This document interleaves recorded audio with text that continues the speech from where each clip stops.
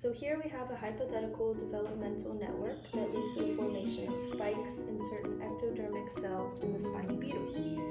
So here is our hypothetical pathway at the top, and in any developmental pathway, the arrow indicates activation of a gene, whereas the sideways T represents repression of a gene. So in this pathway, we can see that S activates P activates I represses K, so that K cannot repress E, so that E can activate the spikes in the spiny beetle.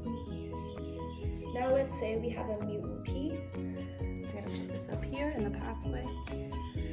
So now, since our P doesn't work, the S does not successfully activate anything, which means P does not activate I. And in this case, I will not repress K. If K is not repressed, then this will repress E, and this will not create any spikes. So if P is mutant, we will not have any spikes created.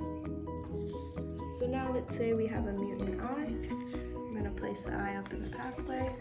So S will activate P. P will not be able to activate I, since it is a mutant, so that I cannot repress K.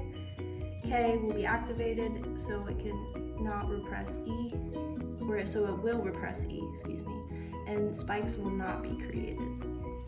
So now let's look at an example of a double mutation. In this case, I and E are the mutants, so let's start at the beginning. It's always helpful to say this out loud.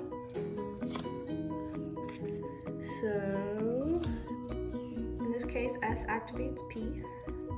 P activates I, but I is mutant, so it cannot repress K.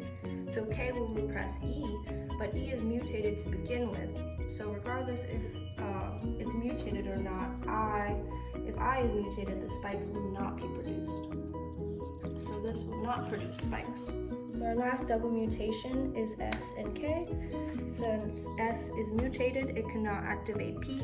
Therefore, P cannot activate I. So I cannot repress K.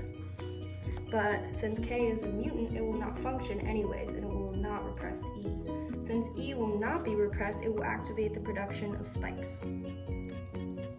After looking at this pathway, we must now consider why some but not all cells form spikes. Well, not all of the cells in the spiny beetle will need spikes on them. In an embryo, the ectoderm becomes more specialized to eventually form the brain, spinal cord, and epidermis of the organism. In the spiny beetle, we may see the epidermal cells follow a developmental pathway that results in spikes for protection, whereas we have spinal cord cells that may follow a mutated developmental pathway that does not result in spikes.